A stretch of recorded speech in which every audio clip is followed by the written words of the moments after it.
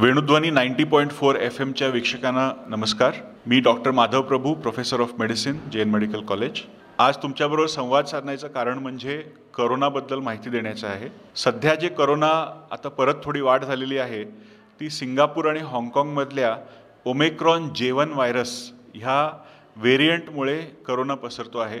सध्याच्या परिस्थितीमध्ये 2 मृत्यू झालेले आहेत आणि केसेस थोड्या वाढत्या आहेत.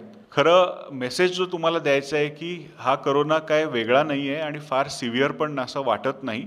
जे 2 केसेस डेथ झाली त्यांना कोमॉर्बिडिटीज म्हणजे डायबिटीज, किडनी डिसीज असे आजार होते, त्यामुळे त्यांची डेथ झालेली आहे. आता तुम्ही विचाराल की करोना झालंच तर काय लक्षणं आहेत करोनाची. तर करोना ह्या वेळेला जे यायला लागलं त्याच्यात ताप, सर्दी, खोकला, उलटी होणे आणि संडासकडे पातळ होणे हे एवढेच सिम्पटम्स दिसत आहेत. 99% 98% पेशंट्समध्ये एवढेच कारणं आहेत आणि 1 आठवड्यामध्ये पूर्णपणे हा व्हायरस आपण बरा होतोय. थोड्या लोकांमध्ये म्हणजे 2% लोकांमध्ये कधीकधी धाप जास्ती होऊन निमोनिया होऊन श्वासोच्छ्वास घेण्याला त्रास होतोय आणि अशा पेशंट्सना ट्रीटमेंट करावी लागते आणि व्हेंटिलेटरवरती घालावं लागतं. खरं अशा पेशंट्सची संख्या खूप कमी आहे. आता करोना आलंय म्हटल्यावर आपण काय केलं पाहिजे, तर थोडे प्रिकॉशन्स जसे आपण करोनाची साथ आली होती तेव्हा घेतले होते की हातपाय स्वच्छ धुणे, त्यामुळे व्हायरस पसरत नाही. गर्दीच्या जागेमध्ये न जाणे, गर्दीमध्ये गेल्यावरती कुणाला करोना असेल नसेल सांगता येत नाही.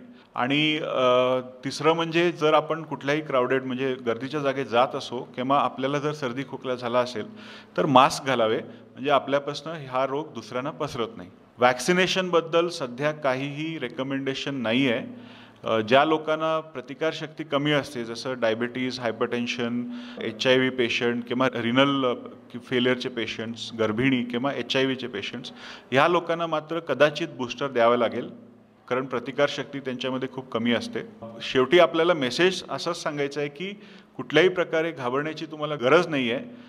KLEमध्ये आम्ही तयार आहोत, आमचा वॉर्ड पण तयार आहे. पेशंटसाठी आम्ही सगळी काळजी घेण्याची तयारी केलेली आहे. त्यामुळे कुठल्याही प्रकारची भीती बाळगू नका. सध्या वॅक्सिनची गरज नाही. मास्क घाला, गर्दीच्या ठिकाणावरती शक्यतो जाऊ नका आणि 99% पेशंटना काही होणार नाही. 1 आठवड्यामध्ये कोविड पूर्णपणे बरा होतो. धन्यवाद.